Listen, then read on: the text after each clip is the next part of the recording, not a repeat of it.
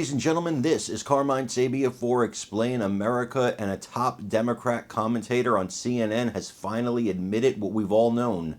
Nikki Haley is doing the bidding of the Democrats. Before we get started, please make sure you like, comment, share, and subscribe.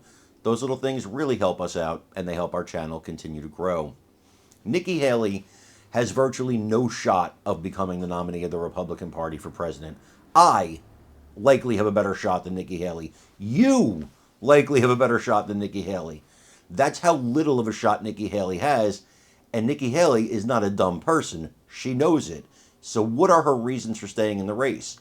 At this point, you have to believe that it's only to damage former President Trump, the man who really put her on the map on the national stage. She was a South Carolina governor.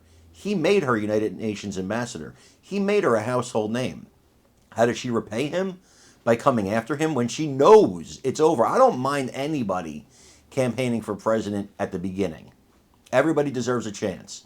But Ron DeSantis, Tim Scott, Ramaswamy, they all knew when it was over. The only one that doesn't seem to know when it's over is Nikki Haley. And you have to ask yourself, is she just this stubborn? Or does she have intention to hurt Trump?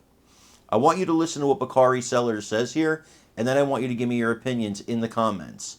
Also, please remember to like, comment, share, and subscribe. It really helps us out. I'm Carmine Sabia for Explain America. We love you guys. God bless you. Take care, everybody. The poll is what the poll is. And all the polls seem to say that Nikki Haley beats Joe Biden by much more than Donald Trump does. I'm going to ask you the same question that Jake asked Nikki Haley today. Why doesn't that seem to matter? I mean, this is the conundrum of this race for Republicans. We have seen there have actually been even bigger margins. At one point, she was 17 points ahead of Biden in a head-to-head matchup. But the problem is we live in this, the right lives in this media ecosystem where they just believe a different set of facts. And if you surround yourself with folks just consistently saying Trump is the best fighter, he's the most capable, and you've got all these congressional endorsements saying that as well, I think voters start to believe it. And they'd honestly rather risk losing with Trump than winning with Nikki Haley.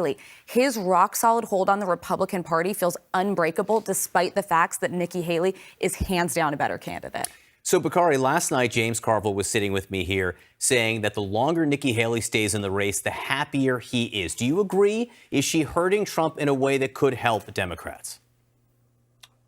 First of all, the pride of South Carolina is actually in Auburn, Alabama. Her name is Dawn Staley right now, but that's neither here nor there. She's coaching tonight. But I will say this. I actually agree that Nikki Haley is doing the bidding of Democrats as we sit here today. And I'm sitting back and I'm enjoying it. The longer she stays in this race, she's weakening Donald Trump. I mean, Donald Trump, and let's just say I play devil's advocate, and the devil really doesn't need any advocating. But the reason that Nikki Haley is doing far better in these polls is that Donald Trump has lived with the scrutiny since 2016. That light has been very bright on everything that he's done. We've gone in his history. We know who Donald Trump truly is. That light has not shone brightly on Nikki Haley just yet. And so that's why she's still doing that much better than Joe Biden.